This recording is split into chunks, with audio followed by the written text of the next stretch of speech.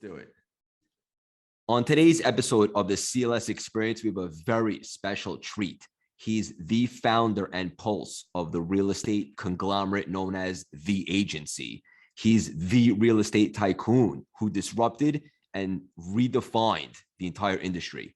He's an entrepreneur, philanthropist, mentor, and unbelievable leader. You'll recognize him from the iconic Bravo hit TV show, The Real Housewives of Beverly Hills. He's a phenomenal husband and father to his 4 daughters. He's just an overall juggernaut in all facets of life and a terrific human being. Please welcome the innovative and world-shaking, industry-disrupting pioneer, Mauricio Umansky. How you doing, Mauricio? Greg, I'm good. What a great introduction. I didn't know I had so many accolades to my name, but thank you so much, man. That's awesome. My pleasure, brother. I take great pride in those, but the best part is you wrote it. It's your life. You know, we were all put on this earth to write our own life. You know, we have the power of creating and making our own life. And, you know, it's all within our own mindset. And, you know, we're the ones that get to decide what our life looks like, right? It's not at anybody else's power. Isn't that the beauty of it? And once you actually realize that, there's nothing that we can't do. There's nothing you can't do.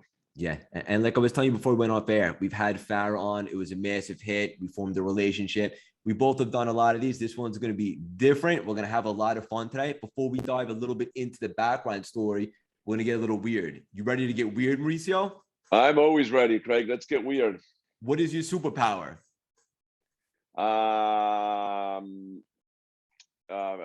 Telepathy.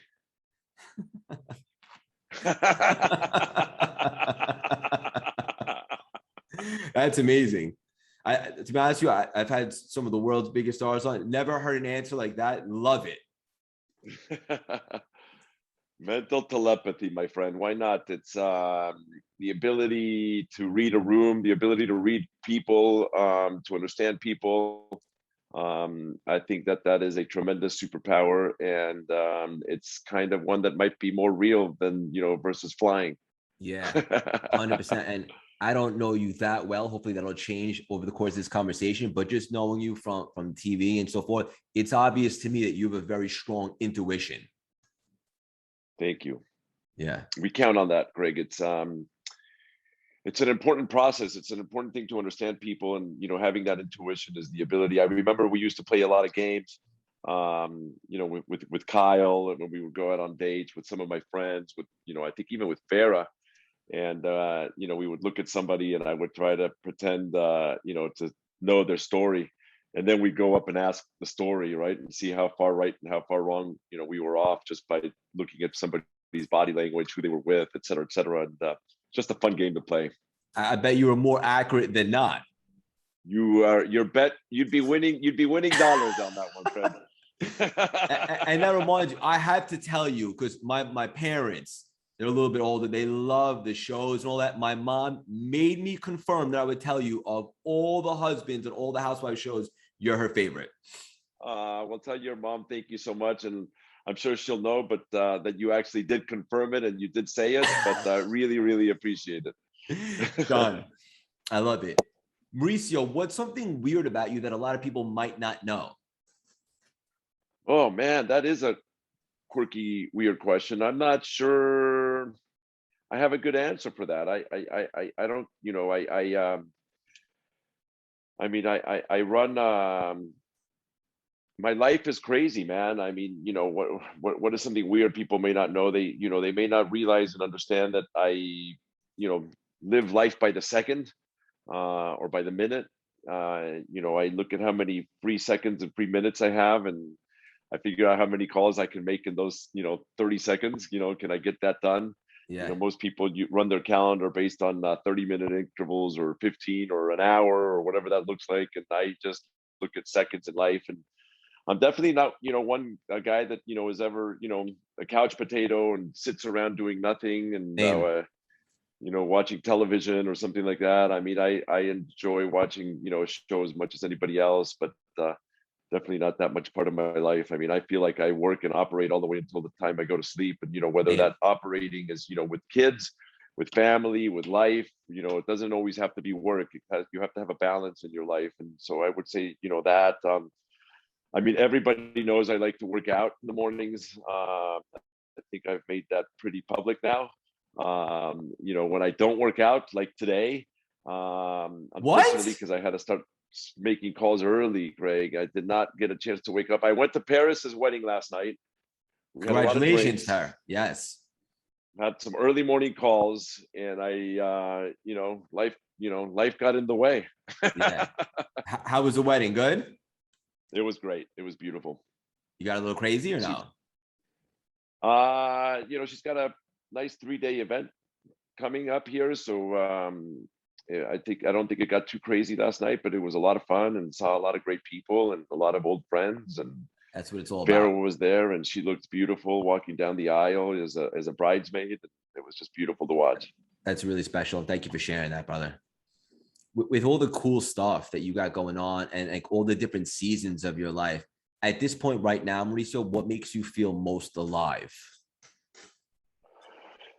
Oh, that is a great question. So We're what getting makes me deep feel, today. we're getting deep, man. I like that. What makes me feel most alive? Life, man. Life. Every single morning, I get up, I exercise, I do a little bit of meditation, I do my affirmations after that. My affirmations are different every single day. And I just get excited about life. I get excited about breathing. I get excited about creating extraordinary things, both in business and in personally. Business has me very excited right now. The ability to, we're 10 years deep into the agency, and my dream was always to create a brand. I'm sure we'll get a little bit deeper than that a little later in this, in your podcast, but my dream was always, about creating a brand and not just creating a business, right? And so we're at the precipice now where we have had tremendous growth over the last 10 years, but the reality is that the next 5 years are going to be our explosion. And I'll talk to you about that more later. I'm just super excited about the next 2-3 years and what we're preparing for to launch in 2022 from a business perspective. From a personal and family perspective, Farah got engaged, 2 days ago. So we're planning a wedding, which is super exciting. Can't, wait, for that. My first daughter to walk down the aisle. I love the guy and just, very, very exciting. She's glowing and she's happy. And I just love to watch that. I got 2 kids working for me, at the agency, which is fantastic. I've got another daughter about to graduate from GW. Everybody's healthy. My wife's amazing. She's she's her career is on the precipice of just going, taking off. And even though she's obviously been extremely successful, but she and I are in a great space right now personally in our relationship. We just completed we didn't just complete, but we're 25 years married, about to in January celebrate our 26th year. That's impressive. You guys are bucking trends this day and age. It's not too many people left like that, but I can tell you that the charm is still, the romance is still there. And when I look at her, I still melt, and it's just beautiful. Yeah. And I love that you touched upon that, because like a lot of people that I've had on, like some big celebrities that are divorced, I always say like divorce is hard, but you know what else is hard? Marriage. It takes work just like anything else. It takes effort. It does, Craig. I have a philosophy on that. A lot of people, guys and women, they just think that the grass is greener on the other side, right? Like Yep. they see somebody that they think is hotter, better, like whatever, et cetera, et cetera. And, we all know the grass is not greener on the other side. So don't be an idiot. It's you have something great going on. Don't fuck it up. On the perspective of, but by the same token, life is not a dress rehearsal. I also see so many of my friends kind of hang in there in bad relationships, right? And Yes. if it's not good, change it. I mean, like you're put on this earth, one life, every single day and every single minute that you waste it is gone. That's the one thing we can't ever get back. And so This is awesome. don't waste it, but don't be an idiot and think it's just fucking better. Yeah. I can already tell the synergy here. Forget about it. I love that you just said that, because I always say like stop acting like you're going to live twice. Like you just said, like it's not addressed. We only do this once. So if you're in a relationship that isn't right, like that's a waste of time. Put yourself out there in a frequency to attract the right person and also the other person. And in regards to the grass is green, it's so true. Everybody wants what they can't have. Then they get there and they realize it was a letdown. So the grass is greenest where you water it. 100%. And you have the ability to water it every single day and fertilize it and make it beautiful. That's it. I love the way you articulate things. It's just gripping. We're going to do one more fun one, and then we're going to start at the beginning. And I love this because I've interviewed some of the most successful people in the world. Everyone has a different answer. I'm so curious to hear yours for this. Right now in this season of your life, what is your definition of success, Mauricio? Time, having as much of it as possible. As I've built what we've built and everything, I think time has been one of the things that we've lost the most. Sacrificing time is really what we have. And as I was just saying to you earlier, it's that's the one thing we can never get back, right? Like these next 45 minutes are critical, right? Like let's make it the best possible. Let's do something that your audience has, an amazing takeaway from it, yeah. Right? And that and hopefully we're able to change somebody's life in just a tiny little, minuscule, way that makes their life better. But success is really at this point in my life, Craig, is about creating as much time as possible for myself, right? So the next 2-3 years, it's really, that's, really my game plan is to continue to grow, to continue to be successful, to continue to finish, what I've started, but with the game plan of creating as much time as possible for myself, to be with my family and my wife and myself. I enjoy being by myself. It's something I love. Same. I love going on long hikes by myself. I love going on long bike rides by myself. Like I just, really enjoy being by myself. You do the same? Yeah, I just ran the New York City Marathon on Sunday, and that's 3.5 hours by myself. It's in my own head, and I love that stuff. I wish I could run. I used to have good knees, but they're shot now, so I can only ride and walk and hike. Okay, well, that's still good. Riding's good. It's great. I love it, but I used to, there's something special about running. There really is. It's just something special about running. I only got into it a few years back. I have addictive personality, so it's my 5th marathon, but it's just like when you're out there, it's just you, God, and the pavement. It really is special. Yeah.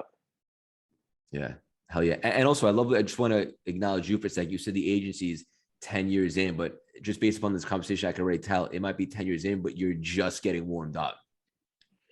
We're just getting started. We're super excited about the future and where we're heading. I always say it's very easy to create a business. Not easy. It's very hard to create a business, but it's easy to create a business. It's very hard to create a brand. Yeah. And it's when you can create a brand that has legacy and lives beyond you, and is bigger than you, that's just an extraordinary feat. And that's kind of what really is driving me right now. We're very excited about the foundation that we've set up for the agency right now. It's an extraordinary foundation. We've got 49 offices around the globe right now. Mexico, US, Canada, Caribbean, and we just opened up our first office in Amsterdam in Europe. So we're obviously looking at a big European expansion. Still working on the US expansion. There's still a long way to go in the US, but that foundation is there. And now we're ready to start building on top of that foundation. It took 10 years to build a super strong foundation. Great people, great, you're only as good as your people, and you're only as good as your weakest link. Culture. And right now, I feel like we have very few weak links. Culture is everything, Craig. Agree. To me. Yeah. Culture is everything. I mean, if you can create a company with culture, it's not easy, right? And then how do you continue to build it and get bigger and bigger, but yet create the culture? That's the challenge. Yeah. As you continue to scale to maintain that certain vibe, so to speak. Yeah. No, that challenge. And you've done such a good job of that. And I love that, like, you look at your brand as it's like a symbol, almost like the bat signal is a symbol for Gotham City. Like, you didn't name the company Mauricio, right? Real estate, you named it the agency. So like long after you're gone, like this will cause a massive ripple effect. So I want to acknowledge you for that. that was the idea of that. I mean, there's no question about that. I remember in the shower, I was in the shower. I do a lot of my thinking in the shower, or the water, or the ocean, So do I. or anything like that, like, you know, or the mountains or whatever, right? But I remember I was in the shower when we were giving birth to this company, and I was just like, fuck, man, I just want to, what am I going to name a company? I want it to just be a company and a name that can be very generic, that, you know, can, everybody that works at it can own it, can feel pride of ownership, can feel like it's theirs. And I'm just sitting there and I'm going through, like, you know, like the firm on all of those companies that we all know that are out there. And I'm like, what can I do? What can I do? And I'm like, the agency. I'm like, yeah, right. Like, that's going to be available, right? So I jump out of the shower. I go to, like, wet. I go to the internet, you know, to the World Wide Web, right? And I start searching, you know, the agency, right? And I'm like, my God, it's available. Like, I'm actually gonna be able to do this thing. And I remember buying the URL right on the spot, and it was exciting because it was also a name that's fast. You know, it's got a little bit of like the CIA, you know, Yep. kind of that tonality, and then it obviously has a lot of the flair of Hollywood and entertainment, right? Yep. So it just, you know, it's got a good name and a good brand, and I can tell you that, you know, when we started the company, Billy and I, we had no, we started it with our own money. We didn't go out, we didn't raise. The company's been built on our own money, kind of a little bit old fashioned, the way, you know, Warren Buffett, based on retained earnings and zero debt on the company. And just complete growth out of just reinvesting every single dollar that ever came in. Yeah. But when we started and we didn't have much money to launch this thing, Billy said to me, we have to hire this extraordinary creative agency to do our logo. And I remember, like, the budget for getting our logo and our brand, you know, for the agency was something like $60,000. And I'm like, Billy, like, that's all the money we have. Like, we can't blow it on one thing. And he goes, no, it's very, very important. I'm like, all right, let's do it. And the company came back, and we hired, you know, the same company that I think did Audis and BMW, and just, you know, a really extraordinary creative creative agency. And they came back, and the first logo they showed us was, you know, the existing logo, right? Like, you know, the agency, right? Beautiful. And we're like, that's it. And they're like, well, we've got two more to show you. But we're like, no, that's it. They're like, well, we've got two more to show you. I'm like, okay, show them to us. They showed them to us, and I go, the first one. That's it. Let's go. When you know, and you it know. was that simple. Yeah. You know. Yeah. When's your birthday, if you don't mind me asking? June 25th. Oh, okay. Very nice. Cancer. So I see a lot of similarities. That's why I was curious. Mine's in April. Taurus. There you go. Yeah. We're gonna jump around. I don't know much about. I don't know that we got to bring my wife down for this conversation. And we're for the horoscopes. Yeah. I don't know that much either. I just know there's some similarities with people that have the same signs. Yeah, for sure. Yeah. And I could clearly tell we have a lot of same similarities, but, you know, we've got maybe the same rising or the same, you know, who knows? Yeah. Either way, I love it. I think this might just be the beginning. And look, the only negative I got going on right now is we don't have 10 hours to chat right now because this is unbelievable. But we're gonna jump around a little bit. I know the audience loves to get a little bit of a background. You grew up in Mexico, is that right?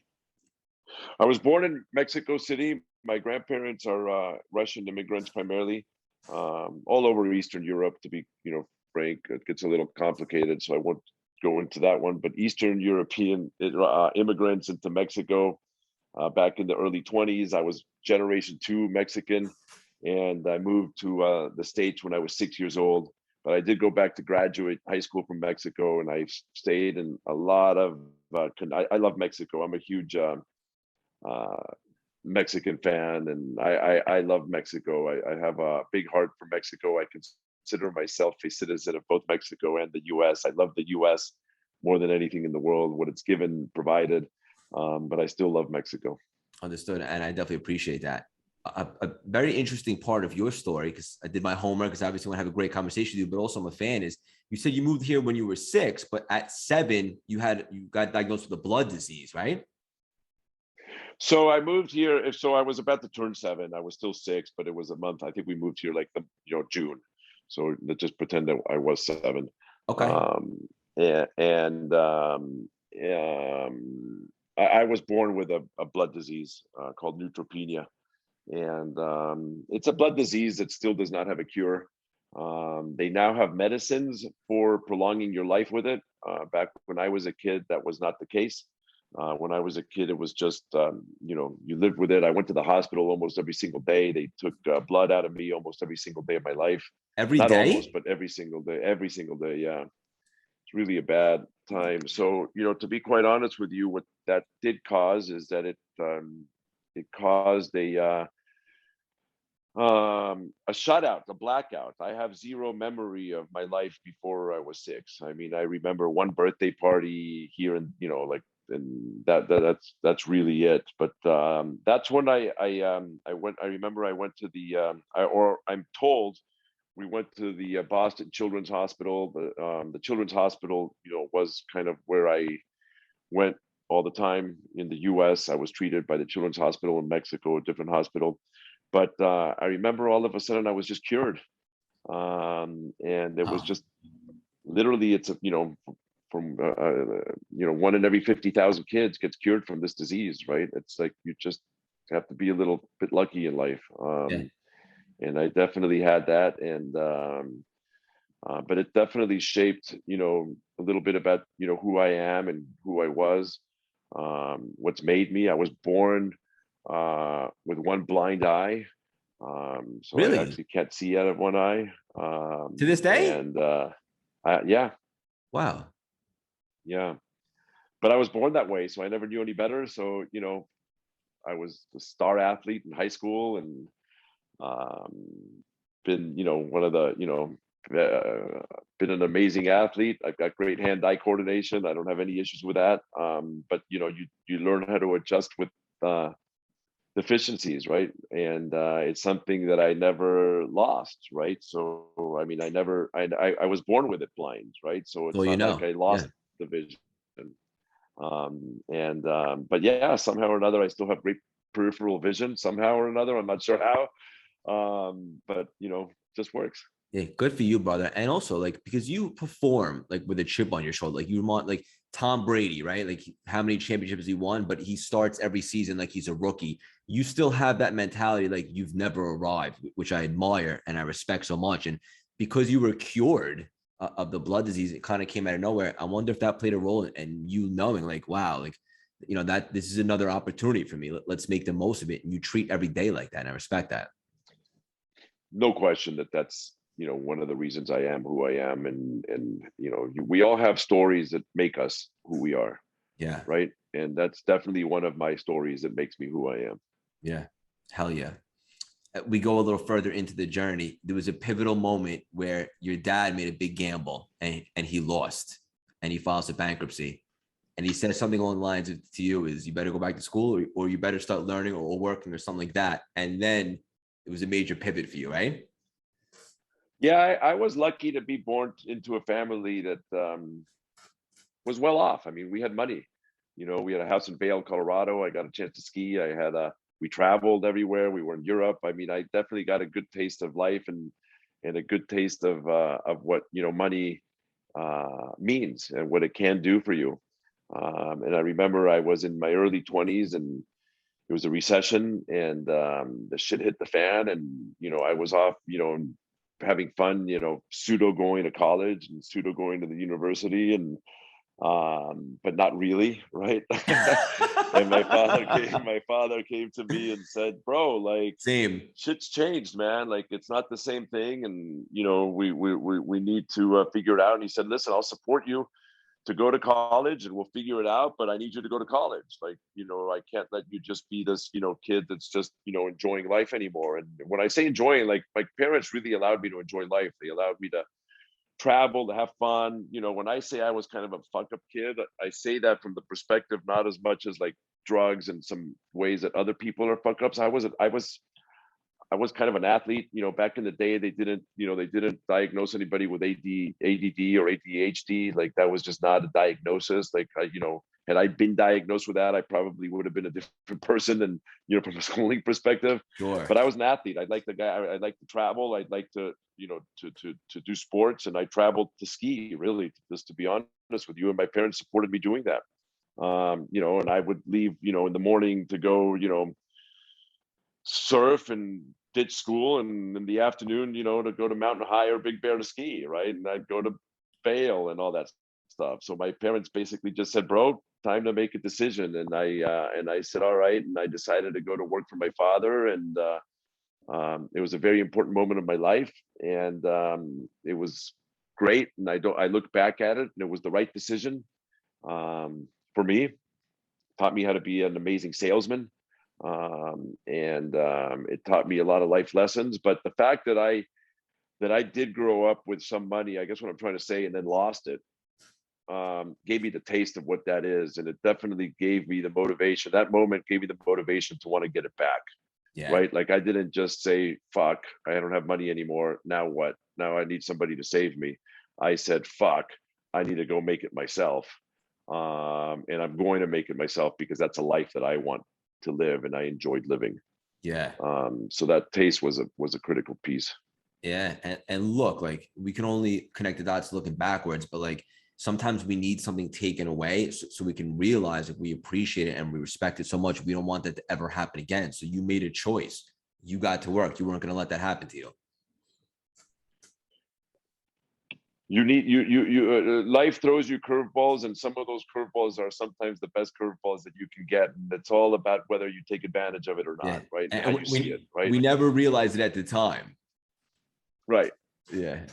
Yeah. But everything's an opportunity, man. Like every thing in life, good luck, bad luck, shit that happens, it's everything is an opportunity. It just depends on how you look at it. I wake up, I was on a call yesterday talking about business planning, and helping our managers and our agents, figure out their business planning for next year. And I was remembering that one of the things that I do on a business planning mode, and I almost do it daily, but I try to remember, I analyze all my mistakes every single day, and I try to learn from my mistakes. Like I'm not one of those that looks at everything I've done right. I look at everything that's gone wrong, and I turn those things into an opportunity, because I don't think that things that went wrong are bad things. I think those are good things and opportunities to learn and make Lessons. things better. Yeah. Lessons. Yeah. So deep and so profound. I agree 100%. It's not really a mistake if we learn from it and then we can apply it to any other future endeavor. And also you mentioned sales, and I love that because I come from Wall Street and opportunity. I was on Wall Street for 11 years and I pivoted in the pandemic to start my CLS personal development brand, and it's exploded. But the point is there's always a choice, right? Most people that I knew when the pandemic happened, a lot of Netflix and a lot of day drinking. But I got to work, and it just goes back to what you said. Everyone, there's always a choice. You could take action or you could not. I love that. I love what you just said. It reminds me of when that pandemic happened. You're right. Everybody was like, "Oh shit," And again, when you're the CEO of a company, and a father to a family, being a CEO of a company is like being a father of everybody at that company, right? Sure. So I have 1,000 people plus or minus working at the company. If that's three person, an average of 3 people per household, that's 3,000 people that I'm helping put food on the table, right? And when you think about it that way, you really have to, you're like, holy shit, like I've got 3,000 lives right now that I'm responsible for. Yeah. Right. And I can tell you that when that pandemic happened, we turned on, man, at the agency. The executives all gathered. We turned on hard. We made decisions fast. We didn't sit around waiting to see what was going to happen. We adjusted the business quickly. We put programs to try to help our employees. We were making decisions, honestly, week one. Like, all of this shit hit down, like March 12th, 13th, plus or minus. By March 20th, we had already made changes. We didn't know if it was going to be a week, then, a month, 7 months. Like, we had no idea what we were in for, but we were already making changes fast. Yeah. A guy like you is always playing chess, thinking 10 moves ahead, and good for you, because like we just attached to, most people didn't do anything. And as a result, now that they're trying to dig themselves out, you got to work and you transformed from reactive to proactive, so to speak. And I imagine you're reaping the rewards now. Do you really have 3,000 employees? No, I was saying we have 1,000 people that work for us. And then if you analyze how many people are in their household, an average of three, Oh, that's okay. 3,000 people that you're in Who they're charge of, responsible for. It's a ripple effect. Yeah. putting, it's a ripple effect, right? So, Yeah. but no, yeah, that's kind of the way I was looking at it. No, I do not have three. I have 850 agents right now and about 150 employees. Okay. We've Well, got about 1,000 people currently working at the agency, plus or minus. but like we said earlier, you're just getting warmed up. Just getting warmed up, Craig. We haven't even, honestly, we haven't I even know. touched the surface. Nobody would doubt you, brother. And also, you have a level, you have an aura about you. It's like, it's almost, and I had Suzanne Summers on the show a while back. She was talking about this, the it factor. It's like something that you can't teach. You have that. But one thing I always teach my clients so forth is people think they're not confident or they're not outgoing. Confidence is a skill that anybody can develop. I'm curious, where did you get your confidence from? Yeah, that's a great question. And, honestly, I think that, my parents, my parents made me very confident. And quite honestly, I think a lot of that has to do with that, again, going back to the blood disease. Yeah. And when I was cured, and during that whole time, they just wanted to make, they wanted to make me feel so good and cuddle me and just make sure that I was always, uber duper confident, how much they loved me, how much, how great I was and all that stuff. And they really did make me, give me, are the ones that I give all the responsibility to for giving me the confidence of, feeling good about myself. And I do think it's something that you can learn. I think it's something that you can teach yourself. Meditation and affirmations and are probably the easiest and best, most efficient ways of getting there. And being real, like, I think people don't really, people are not real to themselves about themselves. They actually lie to themselves even about themselves. And I think that, people can get past that, then some, you really can, as we started the conversation today, you can create and do whatever it is that you want to do by having the right mindset. This is gold, brother. And like I said, I wish I could talk to you for 10 hours. It's so true. Like our thoughts have a frequency, right? Most people over the course of the day, they're not aware, but most of the thoughts that they get are negative, but thoughts are random. Thinking is not. We actually have the ability to let go of disempowering thoughts and inject positive, productive ones. And those thoughts change our beliefs, which change our habits, which create new results. And all it takes is awareness of understanding that we have a choice. Yeah, and most people are not aware. I mean, it's you just have to become it. Yeah, I mean, that's the bottom line. That Yeah. most people are not aware. Yeah. No, it's so true. I agree 100%. I'm also curious. I wanted to ask you, you were very successful as an agent, and then you decided, as we talked about a little bit earlier, to start the agency. How come you wanted your own thing, even though you were already super successful doing it kind of for someone else?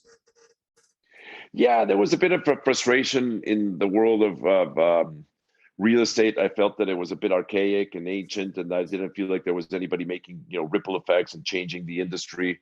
I got to the top of the industry. I became the number one agent in California. I think it was number 7 in the U.S. that year, and I ended up, the highest I ever got was number 3 in the U.S. Still What number company 1 in was it for? California. I was working for my brother-in-law at Hilton and Highland. Got it. And I had ideas and I wanted to make changes, but by the same token, when I became number 3 or number 7, and I realized that there was only 3 more spots to go to be number 1, like, is it was exciting, but certainly wasn't that exciting to me. And I felt that the stuff that I was working on and what got me there was teachable, was repeatable. I felt that some of the techniques that I was using were innovative and different, and that's what got me to become, that number 3 or whatever you want to call it, Yeah. top 5 position. Um, and I wanted to teach it and create it and make, help others, be able to achieve, that type of success. And I felt that I could create the right environment and, to help people get to that success. And like I said, it was teachable and repeatable, my techniques. So I wanted to make sure that I taught them and repeated them and created a company that would be ultimately the best boutique, global real estate firm in the country, in the world. Yeah. And you kind of went after a certain market, right? Like luxury and high-end real estate. Went after the luxury. Yeah, in order to be great, you have to dare to be bad, right? Ooh, that So might be we the can't be episode great at title everything. right there. That's gold.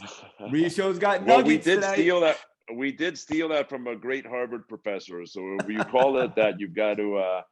You're gonna have to give her credit. You can't give me credit for the title.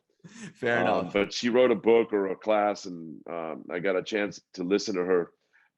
Forgot her name right now, but in order to be great, you have to dare to be bad. You cannot be great for everybody to everything and still be great. Like you're either vanilla but that does not make you great, right? Like Walmart is the best at delivering low prices, but they're not the best at customer service. Yeah, it's true. Yeah, amen, brother. And also, I know that you were basically innovative. That's what separates you guys. Like you did stuff different, and you said dinosauric with the old stuff, and you put your stamp on it. And there's a lot of like technology and science behind the agency, right? A lot of tech, a lot of science. Right now that's kind of the next wave. We've been very quiet about our science and technology that we've been working on. We've kept it to ourselves because the truth is that our competitors have a lot more money than us. They've got the ability, to do things perhaps a little bit quicker than we do. And I know that they copy us. I mean, that I've been told to my face, we copy your advertising. You do the best advertising on the planet. Why would we not, copy it? I copied your website. Like, it's the best website I've ever seen. Why would I not copy it? Right. So on the data side and the tech side, we've been very cautious not to reveal kind of some of the stuff that we've been working on. But 2022, we're going to be revealing it. We're going to be launching it. And we're super excited to let the world know what we've been working on for the last 10 years. The million subscribers, this podcast can feel your passion seeping through this screen, but you just sound jazzed right now. Feels like you've been working on something for a little while, and 2022 is like when it all comes to fruition. You shock the world. Yeah, that's the game plan. Is there anything that you can talk about, or is it all behind closed doors right now? It's all data science and predictive analytics. And obviously I can talk about it kind of high level, artificial intelligence, using all of that kind of stuff, for increasing lead generation for our agents, for, creating a lot better servicing. I believe that the technology should be used to service the agents so that the agents can service their clients and best give advice. And that's the best role that we have, because Zillows and all of those type of people, like that's a great platform to have, to be able to look for property, right? Like where real estate agents back in the day, in the past, used to be the bookkeepers to inventory, the gatekeepers to inventory. Those gates have opened, right? And I think that's great. I love that. But what real estate agents do, and professionals, and who are great at what they do, and I'm not talking about the discount brokers that just peddle, paperwork and just put shit together. Like but a great real estate agent is an advisor to their client. Okay. And if we can create technology to give our real estate agents the best possible tools to be the best possible advisor to the client, then we bring a lot of value to the client, right? And if we can bring a lot of value to the client, then we should be the most important real estate brand in the country. Of course. And you're on your way right now. You're doing it with the right culture, and that speaks volumes. Word of mouth is on steroids these days. Yeah. 100%. I love all this, brother. I mean, you said it. I don't need to repeat a perfect sentence. I know. No, all kidding aside, like, talk about alignment. Like, this is so cool. And I'm really appreciating this conversation. I know the audience can get so much value out of it. You said 2 of your daughters work for you at the agency. I know Farah does. Who's the other one? Alexia. Very cool. Alexia, yeah. She's 25 years old, and she's the most charismatic human being I've ever met in my life. And even more charismatic than you? She is taking me to another level, my man. You wait 1 year and have her on your podcast. Okay. We'll get the whole family on. We got to get Kyle also. We got to get Kyle. She's the best. Maybe I'll do one with Kyle one day. That'll be fun. We should Let's do it together. Let's do it. Let's go. Another Don't threaten me. Let's just do it. For the CLS audience, a million strong, if you want to see Kyle and Mauricio on the podcast at the same time, flood them with messages, let them know, and let's get this done. The audience is very relentless in a good way. They're going to attack you. I want to see it. I'm ready for you guys. Let's go. Awesome. I wanted to ask you. Are you a million strong now, Craig? That's amazing. That's solid, bro. We just hit 1 million downloads. Yeah, it's grown. And we only started. The brand has exploded, similar to you. And that's why I love the synergy here. Like when I started my CLS brand, it wasn't about Craig. It was more of like what it stands for in terms of inspiration, like with the revamping the mindset. And it's really exploding. And I'm just so grateful and so appreciative. And also, I just like you, like I love this stuff, Maurice. In case you couldn't tell, like people always ask. It shows you definitely have that aura around you as well. You just love what you do and love to interview and talk to people and teach something, right? Like if we can help improve somebody, that's everything. Yeah, 100%. Leave a little mark in the world. I think that's all we want to do. Put a dent in the universe, brother, and cause that ripple effect that we're talking about. And it's so funny, like when you find what you actually set your soul on fire, like this is natural to us. Like, we don't need 10 cups of coffee to act like this. Yeah. It happens. It's a natural high, there's nothing like that feeling. And straight up, if I had $1 billion in the bank right now, which I don't yet, I would still be doing exactly what I'm doing right now, specifically having this conversation with you. That's how much I love this stuff. And hopefully giving back. 100% giving back. And I know you do that a lot. Philanthropy. We do. That's what it's all about. Very important part of our lives. Yeah. Yeah. I love that. I wanted to ask you, because I was listening to something that you said recently, and you talked about the difference between certainty and doubt. And how dive in a little bit on that. Well, there was a moment in our lives where Kyle and I decided to go to learn Kabbalah. I don't know if you've ever studied. Are you kidding me right now? Yeah. This is getting weird. I'm reading a Kabbalah book right now, and it played a big part in my life. I'm reading the Zohar. Yeah, exactly. I got it right behind me. It's up there. This is nuts. This is crazy. Next time you're in New York, I want to know. Done. Well, I'll make sure to communicate. It won't be long. I'll be there maybe before the end of the year, maybe early next year, but it won't be long. Okay. Yeah. So certainty versus doubt is a Kabbalistic. Yes, it is. Tool. Philosophy. Tool. And it's a very simple philosophy. It's have certainty and never doubt. So I live by very easy. I don't know, sayings or whatever it is that you want to do. Like I'm staring right now. I went up to look at my wall. I've got a photograph of Napoleon Bonaparte up there, who in his biography used to say, "Dress me slow because I'm in a hurry." Right. And really what that means is that, let's not make any mistakes getting from point A to point B. And I'll get there a lot faster without making mistakes, because, right, like you're in a rush, you're late for an appointment, you're the most important listing appointment of your life. You're taking out a beautiful girl on a date, you're rushing to go get to this person, you're rushing home because your wife's going to get mad at you. You get into a car accident, the police stop you, you're now, way later, like you made a whole bunch of mistakes because you were rushing, right? Like just take it slow, get there faster, get there earlier.